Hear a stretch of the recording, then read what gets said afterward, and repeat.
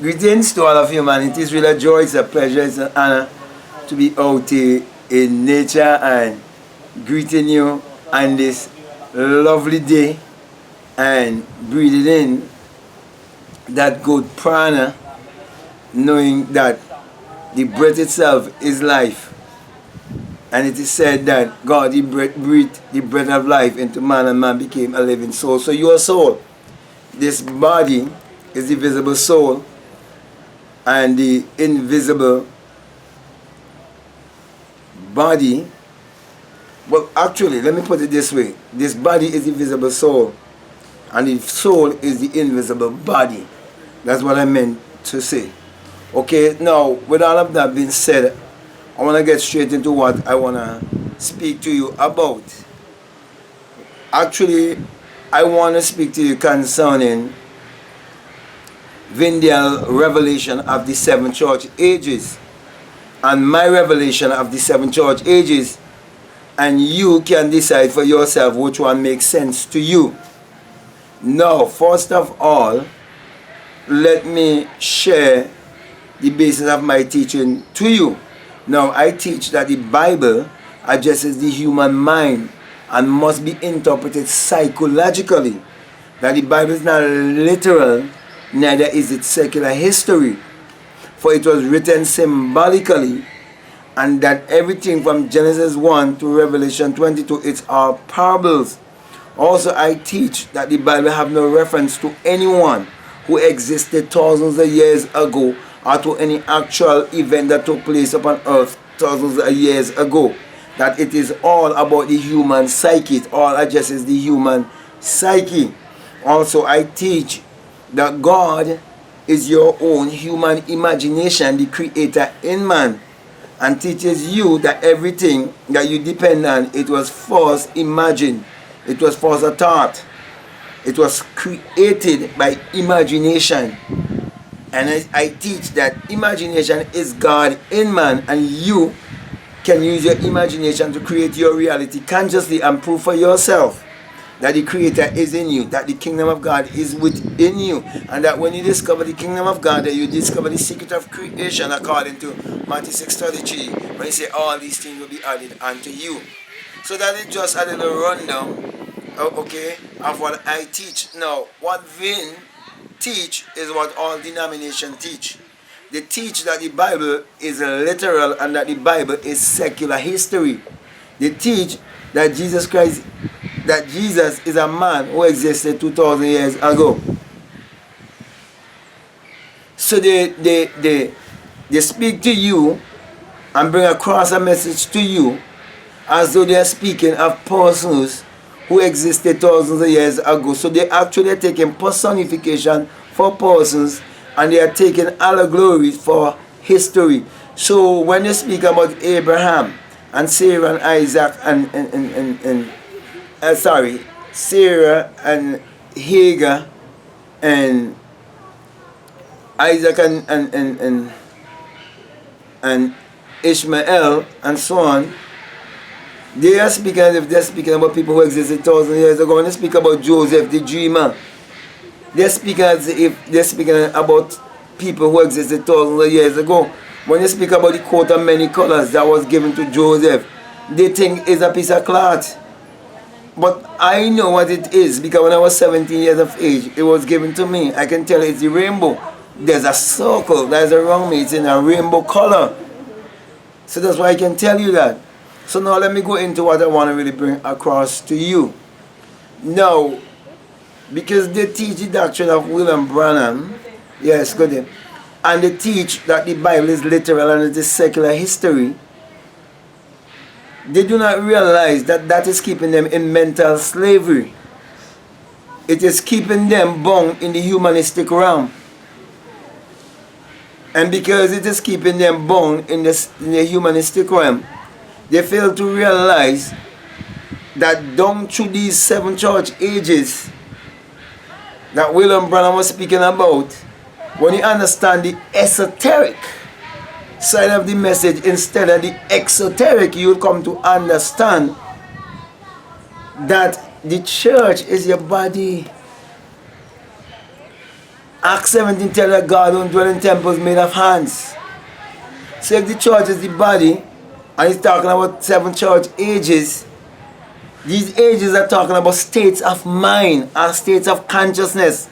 So whether he said that one was Paul or one was Irenaeus and one was Martin and so on, they are all states of mind and states of consciousness.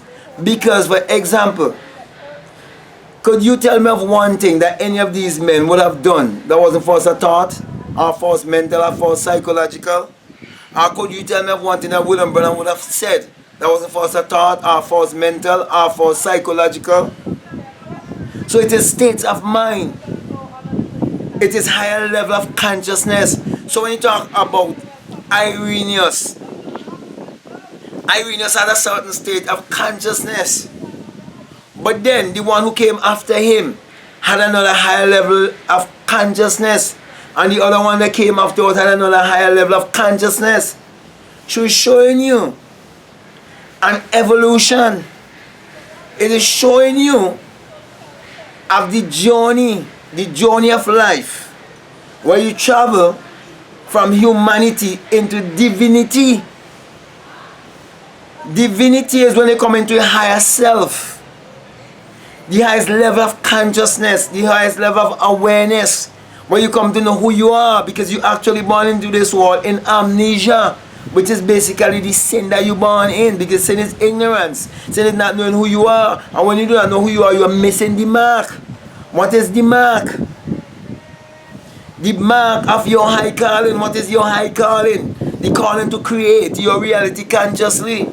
To know that it is your thoughts that is creating your reality, and that you are the Lord and Master of your destiny. To know that it is your thoughts that is shaping your personality. Therefore, my brothers and my sisters, the Bible is not a book of morality. It is mind science, teaching you how you can create your reality consciously, teaching you how to live your life happily, healthy, wealthy, and wise. So the 7 church ages is not speaking about 7 gathering where people gather together and denominate themselves. It is level of consciousness it's talking about, state of mind. Just like all the characters in the Bible, they are states of mind, states of consciousness. Because the whole thing is a psychological drama. That's the reason why they could only go to the 7 church ages and just regurgitate what William Branham was saying without having a true understanding. That's the reason why they're there right now, being a denomination and causing everyone except themselves saying that they are denomination. And they bring themselves into a place of self-righteousness and fooling themselves, because it is not of works, lest any man should boast. What is grace? Unmerited or favor? What is the unmerited favor? Love. What is love? Unconditional love. Because I'm speaking about God love, agape love. And that love of which I'm speaking is not a feeling, it's an experience. It is experiencing your higher self, experiencing your essence, your true essence. Knowing who you are. Because when you know who you are, you know who everyone else, who they are also.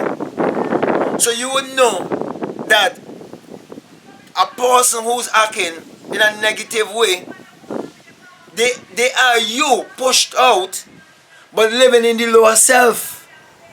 And those who practice positivity in their life and doing the things that are helping to uplift humanity and to bring value to humanity, they're living within the higher self. But they are you also pushed out, because everything is your own self pushed out. You're beholding a projection of what is within. So the entire world that you're seeing before you is actually inside of you. So you're beholding a projection of what is within you. Because everything exists in the human imagination. That's where everything exists. That's why everything that was made, it was for us imagined.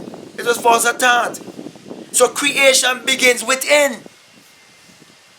Therefore, the church ages takes place within an individual. And out of the church ages, they will come in to the ark of safety, knowing that they themselves is the ark, and that they achieve level, the physical level, the psychological level, and the spiritual level. And there's where they will find Noah, the eighth. Why is the eighth? The eighth is the eternal self. That's why eight has no beginning, it has no end. It's two circles intertwined. And that's the reason why when you learn maths in school, you start from a circle. You start from zero. Wait until well, by the way, the divine mathematics is for my course. That's when I do my course. So my brother and my sisters, and you that ark is going to float above all the distraction, above all the things that you hold as fact, because the water represent, truth represent fact. Things that are telling you that it is so because they had an objective fact, but you fail to realize that they come from the invisible. So right now, this world that we're living in, which is a global village, the whole world is flooded, overflowed with what? Information. Because we live in an information age. That's why a person can go on the internet and get junk in the wide web, in an ocean of information, whereby he will live on his intellectual self, and not his higher self. But when you understand that you are the ark, and you understand how to overcome, then you will understand what the revelation of the church is about. It's all about you. It is you coming to know your higher self. It is you coming to realize that the Bible is your own biography. But you will never know that it is your own biography if you interpret the Bible as literal and as if the Bible is secular history. So my brother and my sisters, the eight, you coming to know yourself, knowing who you are. But then, 8 is not the highest number. 9 is the highest number. There's no number higher than 9. That's why in school they teach you to come from 0, 1, 2, 3, 4, 5, 6, 7, 8, 9. When you reach 9, it changes. A 1 and a 0 is a 10. 11 is 1 and 1. 12 is 1 and a 2. 13 is 1 and 3. When you reach 19, you have to change again. Or go back to the 0. Because there's no number higher than 9. So the system that governs our religion, especially Christianity, that system is not afraid of their own data, as told Exodus Assembly being their data.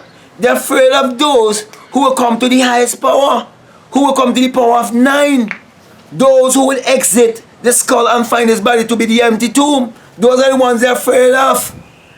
That's why when Branham show you the capping of the pyramid and show you the pyramid wasn't capped and show you it was above the head.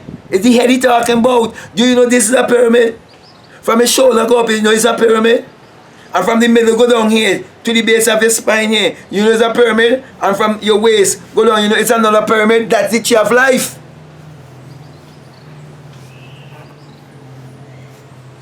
That is hidden in the Kabbalah, and the Kabbalah can't be taught. Nobody teach me nothing about those things, you know. The tree of life. There's an experience, an ultimate experience that you will experience in this life, and it can never be known intellectually.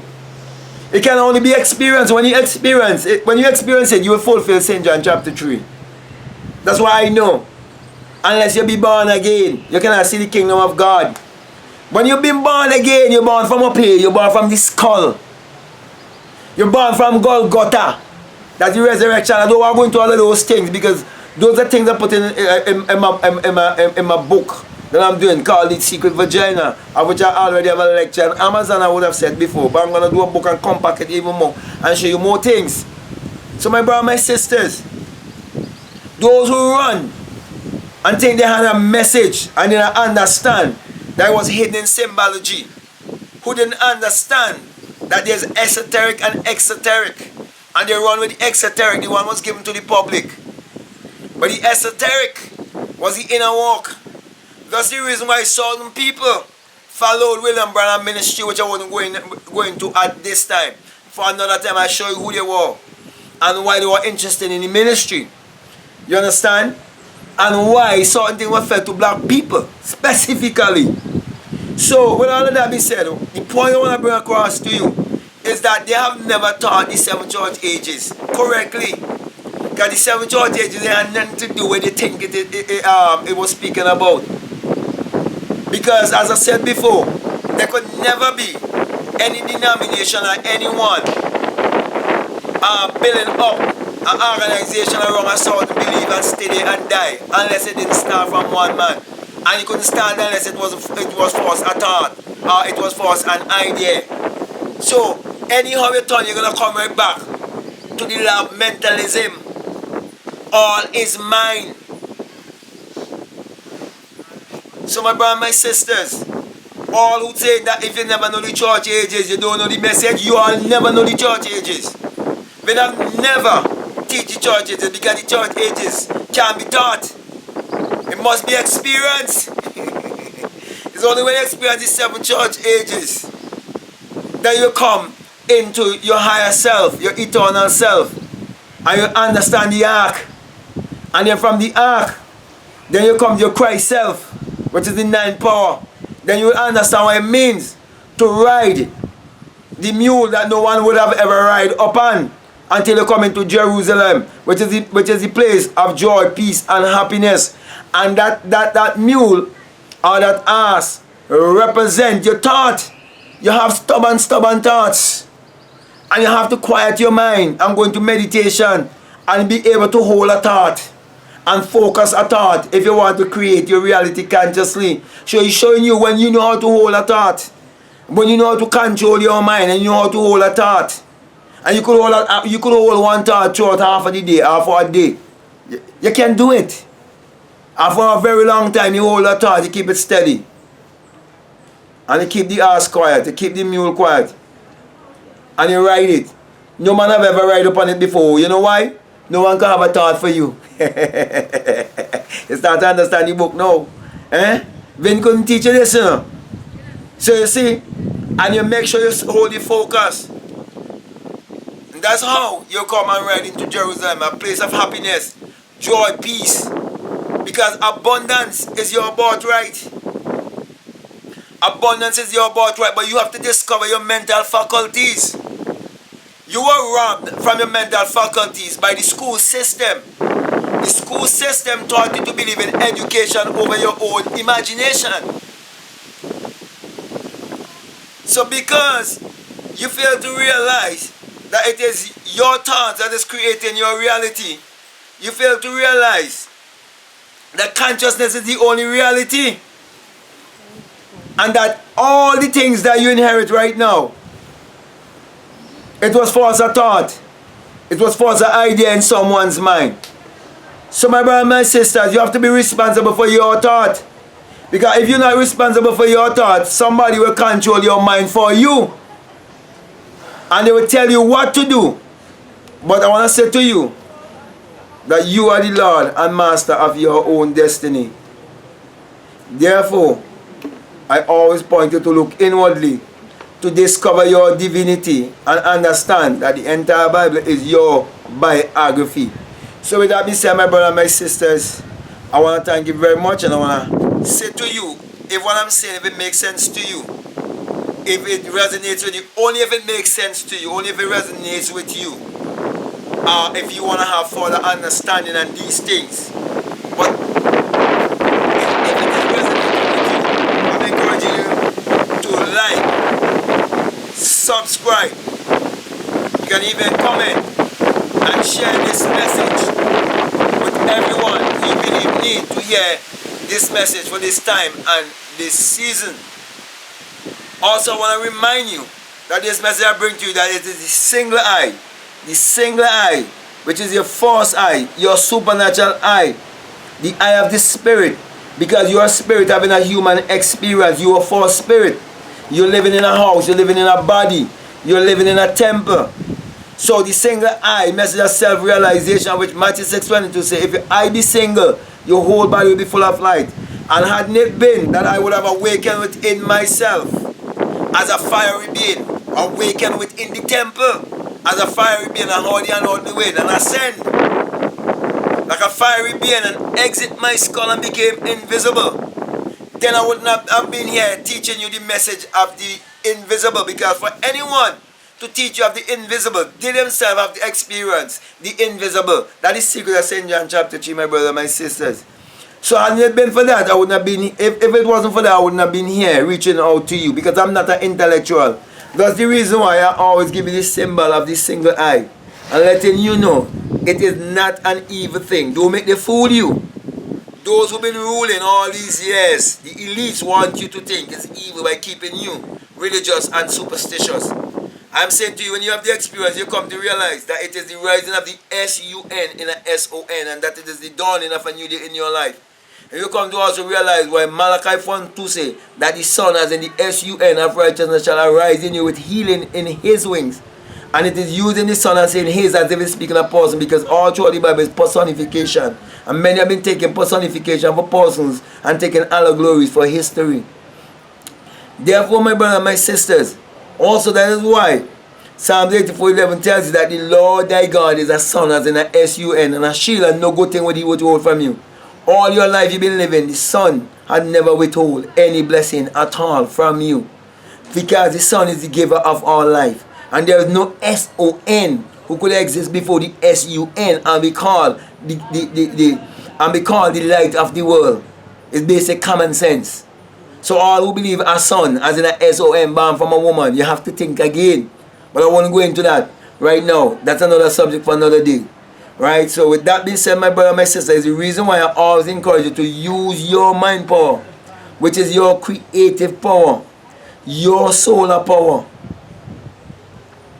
to achieve your every desire. So with that being said, I want to say peace, love you all, I'm out.